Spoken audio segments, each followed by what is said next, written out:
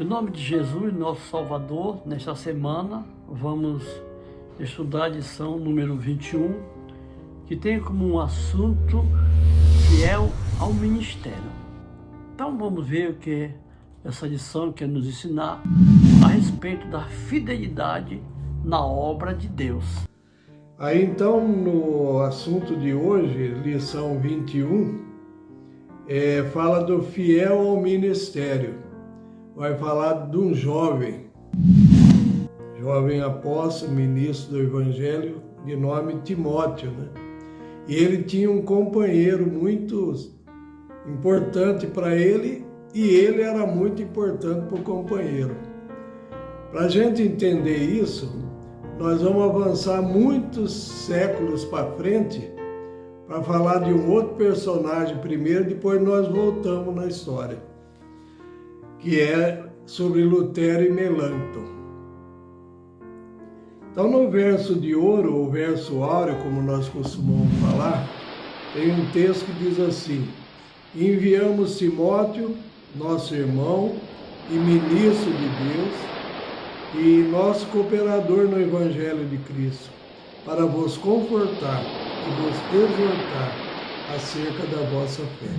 Então, essa carta Paulo escreveu aos Tessalonicenses, na primeira carta, capítulo 3, verso 2, falando para eles que então Timóteo estava sendo enviado ali, ministro de Deus, né?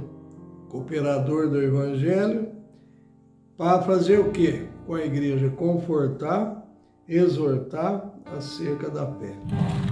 É o apelo que o apóstolo Paulo faz a respeito de Timóteo, ministro de Deus, o pastor de Deus, servo de Deus e cooperador de Cristo também. A primeira pergunta, meus irmãos, diz assim: quem a providência divina enviou para amparar Lutero?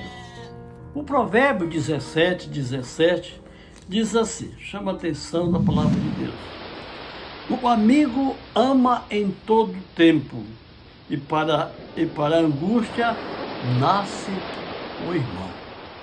Então, o provérbio, sabe, Salomão diz que em todo tempo nasce um amigo, e esse amigo na angústia vira o nosso irmão. Vamos ler aqui a nota do grande conflito, página 137. Vou passar aqui para André. Página 134.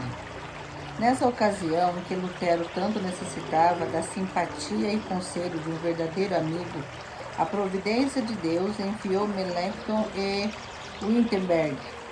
Jovem modesto e tímido nas maneiras, o seu discernimento de Melancton, seu extenso saber e convincente eloquência, combinados com a pureza e retidão de caráter, conquistaram a admiração e estimas gerais. O brilho dos seus talentos não eram mais assinalados do que a gentileza de suas maneiras. Logo se tornou um fervoroso discípulo do Evangelho, o amigo de mais confiança e valioso apoio para Lutero, servindo sua brandura, prudência e exatidão de complemento à coragem e energia daquele. Sua cooperação na obra acrescentou força à reforma e foi uma fonte de grande animação para Lutero. Então, o nome do jovem que foi enviado também pela providência de Deus para estar junto com Lutero e dar apoio a ele, consolar ele muitas vezes, foi Melancton. E nós vimos que esse jovem era muito modesto, tímido na maneira, mas ele tinha um são discernimento. E aí então, ele era muito bom, né, convincente na eloquência, muito sábio, né, pureza e retidão de caráter, e isso fez então conquistar a admiração e estimas gerais. Nossa, então, como Deus é misericordioso. A ocasião da Reforma Protestante, 1517, ali estava esse grande reformador, Martinho Lutero. E diz aqui como ela leu, né? Era uma pessoa enérgica, e para ele não se sobressair, Deus enviou Melâncto. Melâncto veio, era jovem, uma pessoa modesta. Ele veio para controlar o comportamento do reformador. Então, por isso que Jesus falou, né? Ide de 2 em 2. Cada pessoa tem um temperamento. Martinho Lutero tinha um temperamento explosivo, forte. Melâncto já era uma pessoa mais cautelosa, ele já era uma pessoa mais prudente. Então, ele controlava o impulso da reforma protestante da pessoa de Martinho Lutero. Então, a providência divina, ela sempre quer que seus ministros e a sua obra vá, mas de maneira, né, que possa atingir os corações da pessoa e a influência da pessoa. A influência da pessoa também tem que manifestar o Evangelho. Na segunda pergunta diz assim: que benefícios a causa de Deus recebeu com a parceria deles, né, de Martinho Lutero, Melâncto? Aqui no livro de Eclesiastes, eu quero ler um pensamento central aqui, né? Diz assim, Eclesiastes capítulo 4, nos versos 9 e 10, diz assim: melhor é serem 2 do que 1, porque tem melhor a pagar do seu trabalho, pois se um cai, um levantará o seu companheiro, mas ai de quem estiver só, pois caindo não haverá outro que o levante. Que pensamento sagrado e importante, né? Melhor 2 do que 1. Se um cai, não tem como levantar, mas se ele tem um companheiro, como diz aqui, né? Tem quem amparar a situação. Então, desde que Jesus iniciou o trabalho evangelístico chamando os 12, né? Ele sempre procurava mandar de 2 em 2, e também quando vieram os 70, também de 2 em 2. Isso então faz o quê? Um dá apoio para o outro, né? Então, quando você olha ali Melâncto e Lutero, em que situação você se encaixa, você que está ouvindo agora? Do lado de Melâncto, mais tímido, mais retraído, ou do lado de Lutero, mais ousado? Então, cada um faça um exame da sua vida, né? Só não pode ser covarde. Então, aí nós vimos que é melhor 2 do que 1, porque ambos têm melhor paga do seu trabalho. E também lemos lá em Provérbio que na angústia é que nasce um irmão. Vamos ler a nota agora, irmão. Vi que Lutero era ardente e zeloso, destemido e ousado para reprovar o pecado e advogar a verdade. Não se preocupava com homens ímpios ou demônios. Sabia que consigo tinha alguém que era mais forte do que eles todos. Lutero possuía zelo, coragem e ousadia e por vezes esteve em perigo de ir aos extremos. Mas Deus ressuscitou a Melâncton, que era exatamente o contrário no caráter, a fim de auxiliar Lutero e levar avante a obra de reforma. Melâncton era tímido, medroso, cauteloso e possuía grande paciência. Era grandemente amado por Deus. Grande era o seu conhecimento das Escrituras e excelentes os seus juízo e sabedoria. Seu amor pela causa de Deus era igual ao de Lutero. Os corações desses homens e o Senhor os ligara entre si, e eram amigos inseparáveis. Lutero era um grande auxílio para Melanchthon quando se achava amedrontado e vagaroso, e Melanchthon, por sua vez, o que era para Lutero quando em perigo de agir com demasiada rapidez. A cautela muito previdente de Melanchthon muitas vezes desviou dificuldades que teriam sobrevindo à causa se a obra estivesse entregue unicamente a Lutero. E muitas vezes a obra não teria sido levada avante se estiver entregue a Melanchthon só. Foi-me mostrada a sabedoria de Deus em escolher esses dois homens para promover a obra de reforma. Você leu a história, né? História da redenção e primeiros escritos. Interessante esse lado sentimental desses dois homens. Então a inspiração ela revela que tipo de comportamento e que tipo de espírito tinha Martinho Lutero. Então Deus ele providenciou Melanchthon para temperar ele, né? para levar ele, né, a uma prudência, a uma calma, porque a obra que ele estava empenhado era uma obra muito importante. Martinho Lutero era um homem zeloso, era um homem destemido, usado em favor da verdade. Já Melanchthon era uma pessoa que tinha também esse zelo, mas ele era mais prudente, né? Ele poderava Martinho Lutero a certas ocasiões. Então eles enfrentavam o clero, né? Eles enfrentaram os reis, e assim a reforma protestante foi avante. Deus ele fez esse equilíbrio entre Martinho Lutero e Melanchthon. Então Deus ele sempre quer, né, ele quer que essa obra vá avante na pessoa do ser humano, mas que o ser humano, né, seja um ser humano que tenha a prudência, o cuidado. Diz que um se ligava com o outro, o coração deles, esses homens se ligavam entre si como amigos inseparáveis. Então eles tinham uma boa amizade, eles tinham um bom propósito. E Melanchthon, por ser uma pessoa mais tímida, mais calma, também recebia de Martinho Lutero auxílio também, para que ele pudesse também, né, não segurar a obra, mas que a obra fosse avante. Assim, esse comportamento humano importante que nós vemos aqui na palavra de Deus. Assim é hoje também, né? Quando um é muito impulsivo, o outro é mais calmo. Mas a importância de dois em dois, essa importância deu Cristo para a sua causa, né?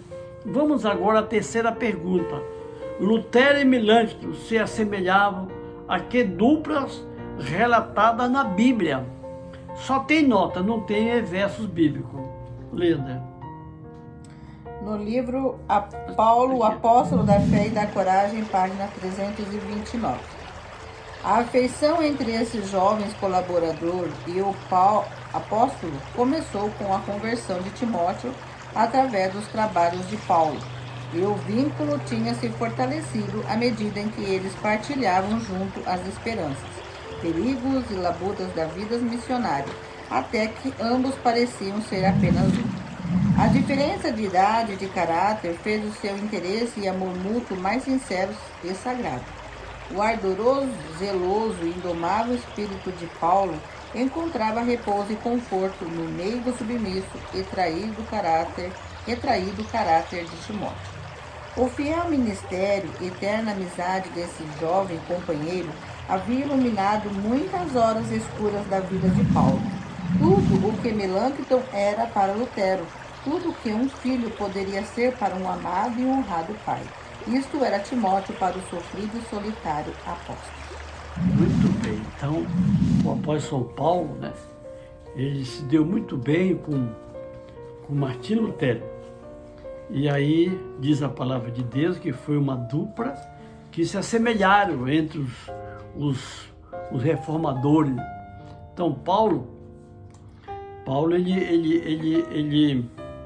ele trabalhou com Timóteo e foi moldando Timóteo, né, para a obra do Evangelho. E assim nós temos aqui, né, essas lições, como Deus ele relata, né, a vida deles.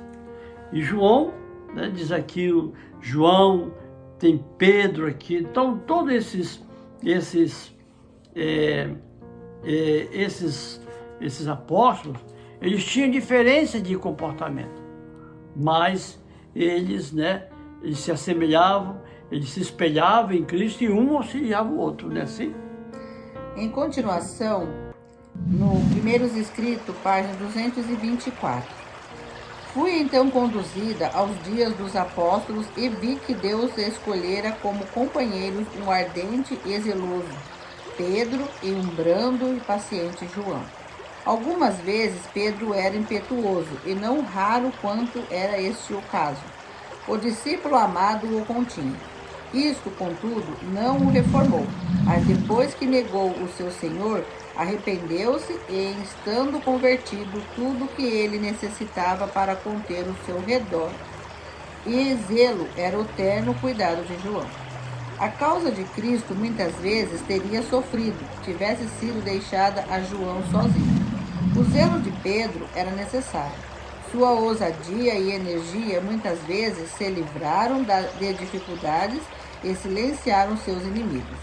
João era cativante, ganhou a muitos para a causa de Cristo, por seu paciente temperamento e profunda devoção. Interessante aqui o oposto do caráter de João para Pedro, né? Pedro era uma pessoa diferente de idade, mas era um ser humano impetuoso, né? Pedro aqui diz aqui, Pedro ele era uma pessoa explosiva, né?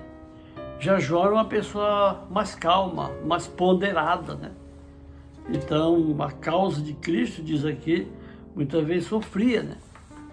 Mas é isso que Deus quer, né? O zelo, o cuidado. Deus quer que a sua obra vá avante, mas com prudência, com tato, especialmente o tato, né? Então, isso aconteceu lá no dia dos apóstolos e é a mesma coisa hoje. A gente não pode chegar para uma pessoa agredindo a fé da pessoa, agredindo a pessoa. Então isso mostra falta de habilidade na causa de Deus. João já era mais prudente que diz, né? Mas é necessário os dois espíritos para que a obra possa ir avante. Esse é o ministério de Cristo. Esse trabalho é o trabalho que o Espírito Santo tem operado. Então aí fica aí o exame de cada um deve fazer. De que lado você está? De Pedro ou de João, né? E aí então, de Melancto ou de Lutero? De Timóteo ou de Paulo, né? Um ardente, impetuoso e o outro calmo e comedido. Então essas lições servem de ânimo para nós muitas vezes, né? Quando alguém olha para o outro e fala, nossa, não parece que não é muito estourado, né? Não tem paciência. E pode acontecer mesmo isso. E aí o outro, tranquilo demais a conta, né? Para aquele que é impetuoso. Mas um serve para o outro, um tem uma utilidade que o outro não faria. Aqui então fala que se fosse deixado na mão de João ou só de Pedro, teríamos problema, né? A obra. Vamos à pergunta de número 4, meus irmãos. Por que os princípios genuínos foram tão bem estabelecidos no caráter do jovem Timóteo?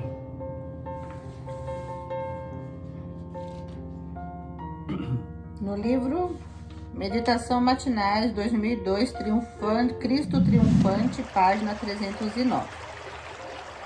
Os princípios de Timóteo haviam sido estabelecidos por uma educação correta, e ele estava apto a ser um mestre religioso em ligação com Paulo, e grande apóstolo aos gentios.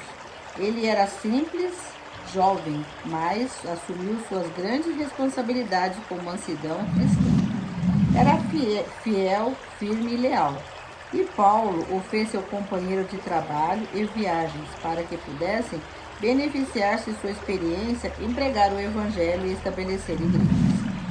Paulo amava Timóteo porque Timóteo amava a Deus. Seu inteligente conhecimento da piedade prática e de verdade conferiu-lhe distinção e influência. A influência moral do seu lar foi decisiva, não espasmódica, não impulsiva, não mutável. A palavra de Deus era a regra que guiava Timóteo. Vemos a vantagem que Timóteo teve no exemplo correto de piedade e verdadeira santidade. O evidente poder espiritual da piedade no lar conservou puro na linguagem incontaminado por sentimentos corruptores. Desde criança conhecia eles as Santas Escrituras. Tinha benefício do registro do Antigo Testamento e os manuscritos da parte do Novo, os ensinos e lições de Cristo. Um caráter nobre e equilibrado não vem por acaso. É resultado do processo modelador da edificação do caráter nos primeiros anos da juventude e na prática da lei de Deus no lar. Muito importante e muito profundo aqui o que essa lição, que essa nota aqui quer nos falar a respeito, né, de Timóteo. Então ele foi educado com sua mãe, sua avó, formaram ele para que ele pudesse tornar-se um ministro de Deus, um evangelista de Deus. E ele teve uma ligação com o apóstolo Paulo, o veterano Paulo, uma pessoa de experiência, uma pessoa, né, vivida com Deus. E assim Timóteo foi ligando, né, foi se ligando a Paulo e foi aprendendo tudo que é de bom, o que o apóstolo Paulo tinha de experiência. Então é muito importante aqui, né, ali o exemplo, o comportamento que uma pessoa dá, uma pessoa mais nova. E interessante que desde criança, diz aqui, desde criança ele foi ensinado, né, a conhecer a Escritura, diz aqui, do Antigo Testamento. Então ele tinha um caráter, né, como foi lido aqui, ele tinha um caráter aqui, como fala a nota aqui, um caráter equilibrado, né? Acho que ele não vem do acaso. Um caráter equilibrado, ele não vem assim por ocasião que a pessoa, hoje eu vou formar. Não, o caráter é uma formação de uma vida que a gente leva. Então é muito importante aqui, né? Como os evangelistas, como os pregadores, os ministros, os pastores, obreiros, né? Teria que ter esse zelo, a gente ter esse amor para passar para aqueles que são mais novos, né? São mais jovens, que estão chegando. Que Paulo amava Timóteo, diz aqui, porque Timóteo ele amava a Deus. Então existia uma recíproca ali, né? Parceria entre eles dois. Então, que Deus possa ajudar a nossa juventude, Deus possa ajudar o nosso ministério, nós possamos ser espelho, né, para aqueles que estão surgindo agora, aqueles que são mais novos na fé. Vamos então à pergunta de número 5. Quais outros destacados personagens receberam educação semelhante à de Timóteo? No livro Primeiros Escritos, Patriarcas e Profetas, 592. Deus ordenara aos hebreus que ensinassem aos seus filhos os seus requisitos e os tornassem familiares com todo o seu trato com seus pais. Este era um dos deveres especiais de cada pai, dever que não seria delegado a um outro. Em lugar de lábios estranhos, o amante coração de pais e mães deviam dar instruções aos seus filhos. Pensamentos acerca de Deus deviam associar-se com todos os fatos da vida diária. Tal foi a educação recebida por Moisés na humilde cabana que era o seu lar em Gozem. Por Samuel, ministrada pela fiel Ana. Por Davi, na sua morada nas colinas de Belém. Por Daniel, antes que as cenas do cativeiro o separassem do lar de seus pais. Tal foi também o princípio da vida de Cristo em Nazaré. Tal o ensino pelo qual o menino Timóteo, dos lábios da sua avó Loide e sua mãe Eunice, aprendeu as verdades das Santas Escrituras. Muito bem. Quantos personagens se formaram no ministério de Deus, né? E todos eles tiveram alguém que lhe educou. Então aqui nos fala, né, de que é um requisito, é uma ordem que Deus dava desde o Antigo Testamento, em que os pais tinham uma obrigação de que ensinar os filhos, passar para os filhos o temor a Deus, né? E assim nós vemos aqui a vida de quem? Moisés, Ana, nós temos aqui Ana na educação de Samuel, nós temos aqui Davi também. Então Davi aprendeu de seus pais, né, de Jessé e sua mãe. Daniel, então Daniel não tinha aquele caráter de santificação, o caráter de consagração à toa. Seus pais educaram ele. Então a gente vê aqui vários exemplos, né? E falando ainda de Timóteo, que Timóteo recebeu duas educações, da mãe e da avó. Então ele tinha uma formação, ele tinha ali um princípio do lar que ensinaram a ele. Então são destacados, são pessoas que se destacam na Escritura Sagrada. A gente lê a história do profeta Samuel, né, que a sua mãe deixou Samuel lá com Eli, e uma vez no ano veio ele só, levava uma túnica para ele. Quem se formou o profeta Samuel? Samuel teve 3 cargos dentro do povo de Deus, 3 cargos. Foi juiz, foi sacerdote e profeta. Quer dizer, tudo isso, né, que é um exemplo. Hoje é muito difícil, né? Hoje as influências do mundo, né, as escolas, tem tanta coisa que pode impedir, né? Mas devemos lutar, devemos tomar esses ensinos, esses exemplos aqui, que não foi o homem que formou, mas Deus, né? A gente coopera e Deus faz todo o trabalho. Então nós percebemos aqui, pela parte primeira que nós lemos, que essas pessoas eles foram educados no lar. E aqui então a irmã White fala, inspirada por Deus, que quando Deus ordenou aos hebreus que ensinassem a seus filhos o requisito, então diz que não eram lábios estranhos que deveriam fazer isso, mas uma incumbência dos pais.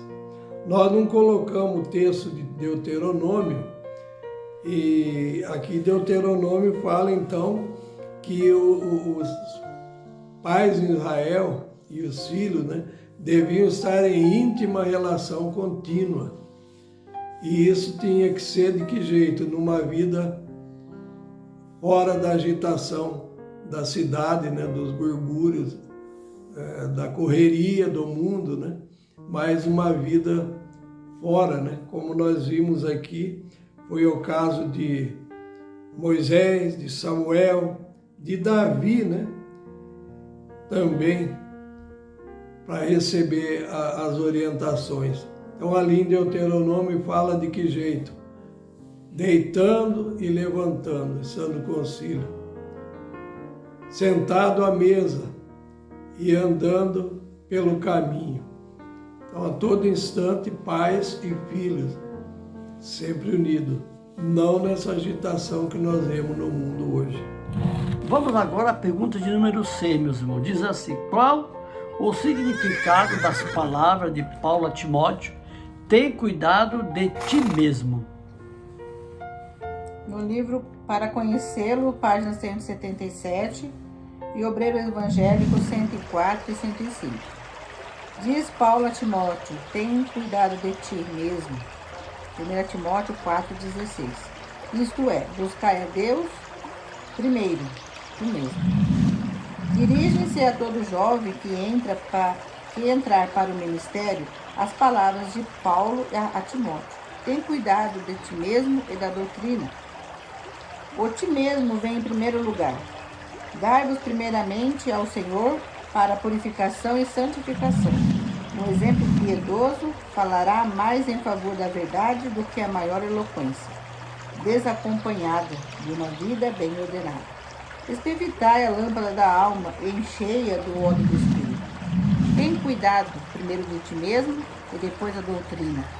Não permitais que o vosso coração seja endurecido pelo pecado. Examinai rigorosamente vossas maneiras e hábitos. Comparai-os com a palavra de Deus, e depois tirai de vossa vida todo hábito ou condescendências reprovadas.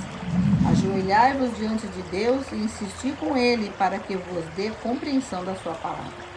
Estais certos de conhecer os verdadeiros princípios da verdade, e depois, ao enfrentar os oponentes, não o fareis em vossas próprias forças. Um anjo de Deus se achará ao vosso lado para vos ajudar a responder a qualquer pergunta que vos seja dirigida. Cumpre-vos ficar dia a dia, por assim dizer, encerrados com Jesus, e então vossas palavras e exemplos exercerão influência poderosa para o bem. Muito profunda cada letra, né? Cada ponto que ela leu aqui. Então, quer dizer, o cuidado de ti mesmo, segundo diz aqui, é buscar Deus em primeiro lugar. Diz que o Evangelho ele é mais afetado pelo exemplo do que pela eloquência. Então, o púlpito ali começa, mas o nosso exemplo vale mais do que uma pregação. Esse que a irmã Watt, ela quer dizer. E necessitamos, né, como conhecedores do clamor da meia-noite, da parábola das 10 virgens, diz aqui, né, de que espevitai a lâmpada da alma e enchei-vos do Espírito Santo. Então esse conselho, né, tem cuidado de ti mesmo, ele soa para todo sempre, diz aqui. Devemos examinar rigorosamente nossos hábitos, né, não condescender com nada, mas suplicar a Deus, ajoelhar a Deus, pedir socorro do Senhor. Diz que o nosso coração, ele pode ficar endurecido pelo pecado. Nós podemos, né, ser religiosos, mas não levar uma responsabilidade de uma transformação e uma santificação. Então, é muito importante, né, que ela diz aqui, se o anjo de Deus que estará ao nosso lado, diz aqui, há de responder a qualquer pergunta a ser dirigida. Então, que possamos, através da graça de Cristo, né, exercer uma influência benéfica, especialmente para nossos filhos, né, para o mais jovem, o mais novo, que vai ficar no nosso lugar. E que Deus nos faça como Paulo, né? Paulo alcançou a santificação, vivo não mais eu, Cristo vive em mim, né? Já estou crucificado com Cristo, né? Sede meus imitadores como eu sou de Cristo. Então que Deus nos abençoe no exame pessoal, a cada um deve ser feito. Então, da história de Paulo, escrevendo para Timóteo, das recomendações que ele deu, Ellen White agora, então, inspirada também, traz para o nosso caso, principalmente para jovens ministros que entram na obra, né, de poder então se dedicar primeiro a si mesmo e à doutrina, e ainda examinar então rigorosamente as suas maneiras e hábitos. E na 7ª pergunta diz assim: a genuína humildade deve nos levar à timidez e ineficácia? O que não podemos sancionar com o nosso silêncio? Vamos ler aqui 1 Timóteo 1, de 1 a 2, é isso? Vamos ler aqui 1 Timóteo 1 e 2. Exatamente. Diz assim: Paulo, apóstolo de Cristo Jesus, segundo o mandato de Deus, nosso Salvador, e de Cristo Jesus, esperança nossa. A Timóteo, meu verdadeiro filho na fé, graça, misericórdia e paz da parte de Deus, Pai Pai de Cristo Jesus, nosso Senhor. O verso 18 diz assim: esta admoestação te dirijo, filho Timóteo, que segundo as profecias que houve acerca de ti, por elas peleja a boa peleja. 19. Conservando a fé e uma boa consciência, a qual alguns, havendo rejeitado, naufragaram no tocante à fé. Entre esses, Emineu e Alexandre, os quais entreguei a Satanás, para que aprendam a não blasfemar.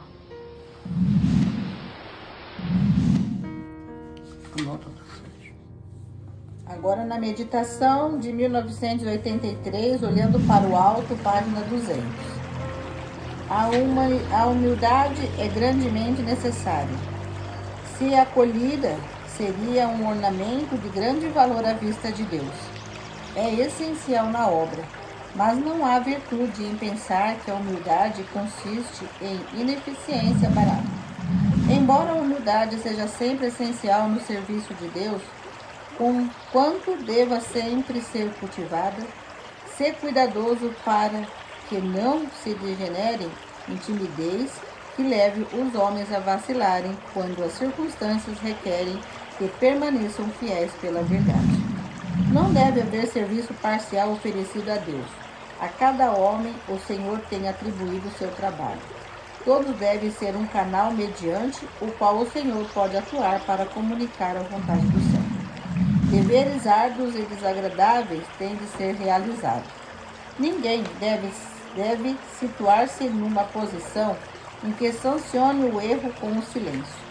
Eles ajudam e incentivam os planos do inimigo por se manterem calados, quando deveriam falar decididamente, ainda que não de maneira autossuficiente e orgulhosa. Devem falar a verdade em amor. Em sua grande misericórdia, Deus dará a todo o seu povo crente eficiência e poder para a sua obra e serviço, assim como concedeu poder a Josué, Samuel, Daniel, Timóteo e muitos outros que se valeram de suas promessas. Eles creram neles e neles confiaram, e esta foi a sua justiça. Homens e mulheres devem avançar pela fé, devem prosseguir em meio à nuvem de objeções que Satanás introduz para prejudicar o seu progresso. Quando Deus vê que confiarão nele como seu ajudador e sua eficiência, eles podem passar com segurança através da grande escuridão da falta de consagração dos homens. Então nós estávamos lendo aquela hora no livro, na primeira carta, e aqui nós vemos que muitas vezes está falando da pessoa que é tímida, exageradamente. O que é tímido exageradamente? É o covarde. Então Paulo escreveu também, né? Deus não nos deu espírito de covardia. Eu não sei se é porque eu sou mais estourado, sabê-la eu fico muito assustado com a covardia também. O silêncio daqueles que poderiam abrir a boca e defender o que é certo e muitas vezes ficam calados para não entrar em confusão. Isso pode acontecer no lar, isso pode acontecer na igreja, né? Pode acontecer na sociedade. Então, como que nós vamos fazer aí? Ficar do lado de João Batista, né, que não ousou ficar calado diante do desejo de Herodes em querer ser batizado, né? E dizer para ele, não te é lícito, que você está com a mulher do teu irmão. Então, estamos falando aqui de Timóteo e Paulo, um calmo, ponderado e o outro mais avançado, né, nas palavras. E aí nós vamos ver Melancton, sempre mais calmo e comedido, e Lutero mais ousado. E se deixa na mão de um dá problema, deixa na mão de outro problema. Mas essa nota aqui, ela está falando de pessoa que passa do limite. E ele, então, se torna um covarde. Ele ou ela, né? Então, a coisa que tem que ser falada, tem que ser falada, e na hora que tem que ficar em silêncio, tem que ficar em silêncio. Mas você deve saber a hora, pedir a Deus essa sabedoria, para não ser taxado de omisso, de covarde ou de estourado além da necessidade. Estourado nunca é bom, né? Mas ser também como Lutero foi, né? Nas horas de mais necessidade. Vamos passar para a oitava e última pergunta. Diz: que estilo irreverente não se deve ser utilizado pelos pregadores? Vamos ler em 1 Tessalonicenses, capítulo 3 aqui. Vamos ver aqui que tipo de pregadores devemos ser. 3, de 1 a 13? 13, né? Pelo que, não podendo mais suportar o cuidado de vós, achamos por bem ficar sozinhos em Atenas. Enviamos Timóteo, nosso irmão e ministro de Deus no Evangelho de Cristo, para vos fortalecer e vos exortar acerca da vossa fé, para que ninguém seja abalado por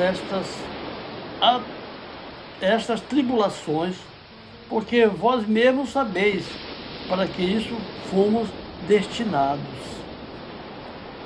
Pois quando estávamos ainda convosco, de antemão vos declarávamos que havíamos de padecer tribulações, como sucedeu a vós, e vós o sabeis.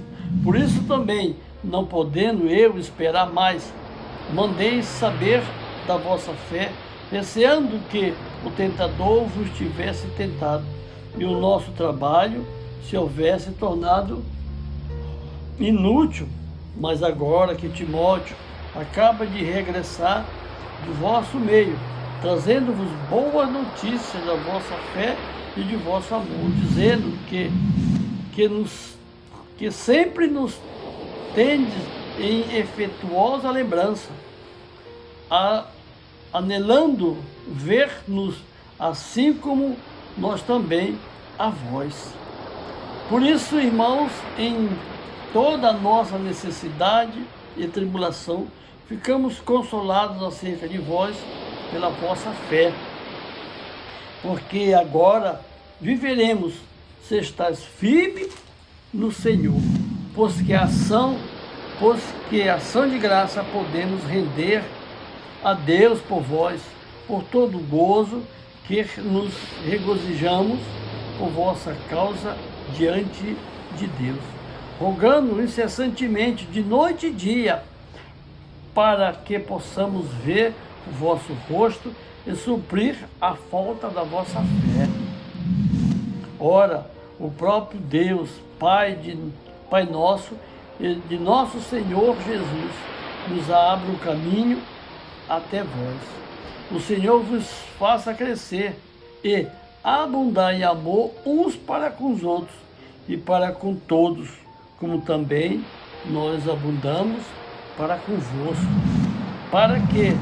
para vos confirmar os corações, de sorte que sejam irrepreensíveis em santidade diante de nosso Deus e Pai, na vinda do nosso Senhor Jesus com todos os seus santos. Que advertência profunda, né? Nós vemos aqui nesse texto aqui, Paulo dizendo que estava contente pelo zelo, pelo que eles tinham passado, por tribulações, por angústia, né? Mas eles ficaram firmes ali, né? E graças a Deus ele confirma que todos esses, diante de Deus, né? Diante de Deus, vão ver a vinda de nosso Senhor Jesus Cristo, com os santos, né, em paz. Então ele começa falando aqui de aflições. Então não fique assustado. Bem que eu avisei e vocês estão passando, nós também, né? Porque o Evangelho é como disse Jesus, eu não vim trazer paz, mas a guerra, muitas vezes guerra dentro do próprio lar, um lar dividido, dentro da família e dentro muitas vezes da própria igreja. E aí então, ele está dizendo aqui do perigo do comodismo também, né? Que pode acontecer. Aí nessa manhã, quando eu acordei, fiquei pensando, até quando nós vamos ficar numa casa boa, uma cama quente, né? Os filhos aí numa boa, muitos estudando, procurando estudos mais avançados, né? Em universidades, faculdade, procurando se fincar mais nesse mundo, né? Morando na cidade e não se importando com nada. Até quando nós vamos ficar assim? E Paulo sempre lhe falava das aflições. Não adianta você querer falar, estou livre de tudo, não acontece comigo, mas vai acontecer. E se você não estiver preparado, vai doer mais ainda. Mas o estilo irreverente, que não deve ser utilizado pelos pregadores, é daqueles que pregam paz e segurança e emocionalismo. Os apóstolos e profetas do passado, o próprio Lutero e outros reformadores, não apalparam nas palavras. Mas aqui nós vamos ver um tipo diferente de pessoas, de pregadores. Esse texto está no Testemunho para Ministros 318. Tampouco é alvo da pregação divertir. Alguns pastores têm adotado um estilo de pregação que não exerce a melhor influência.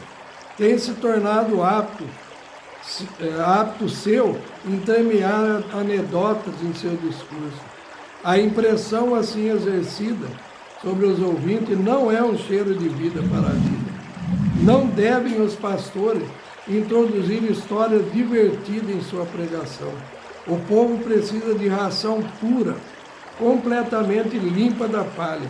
E pregues a palavra, 2 Timóteo 4:2. Foi a recomendação que Paulo deu a Timóteo, e essa também é a nossa comissão. O pastor que mistura a contar anedotas com seu sermão está usando o povo estranho. Deus é ofendido e desonrado a causa da verdade, quando os seus representantes descem ao uso das palavras banais e frívolas. Importante, né? Que o alvo da pregação não deve ser o quê? Anedotas. Divertir-se. Então não podemos misturar o santo com o profano. E tinha pastores que faziam isso na época da irmã White, isso aqui foi escrito em 1909. Se ela estivesse viva hoje... 1904, perdão. Então não pode haver esse tipo de coisa com a obra do Evangelho.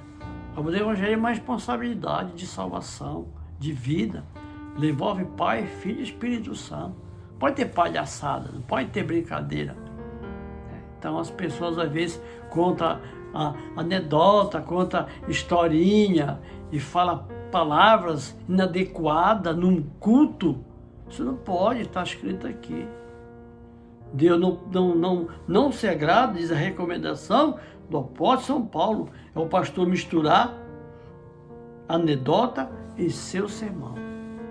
Mas tudo é lições que devemos aprender a ter seriedade, a ter compromisso com a verdade que o Senhor nos deu em nossa mão. A frivolidade, né, palavras banais não devem existir em cima de uma pregação ou de um púlpito.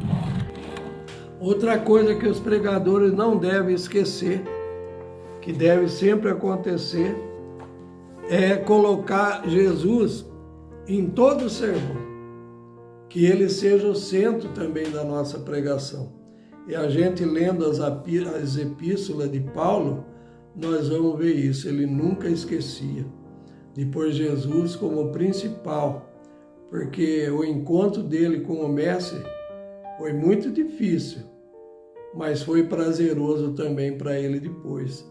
Só que depois vieram as aflições, as perseguições e por fim a morte.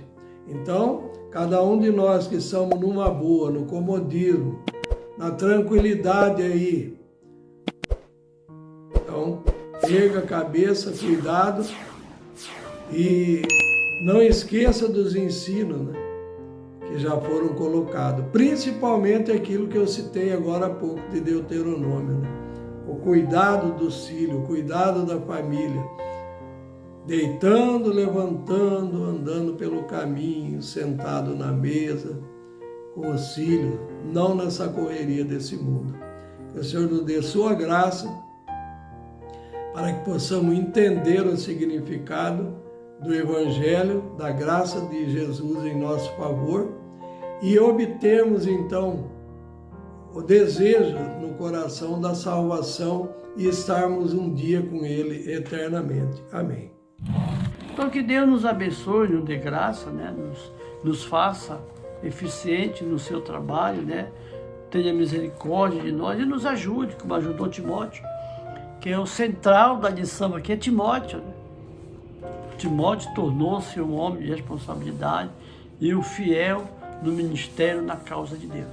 Deus abençoe a todos, dê sua graça, seu perdão, em nome do Senhor Jesus. Amém. Amém. Em nosso site vocês encontrarão estudos, notícias, dicas de saúde, além de todas as nossas lições. Participem conosco através da nossa página no Facebook e assistam todas as nossas lições através do YouTube.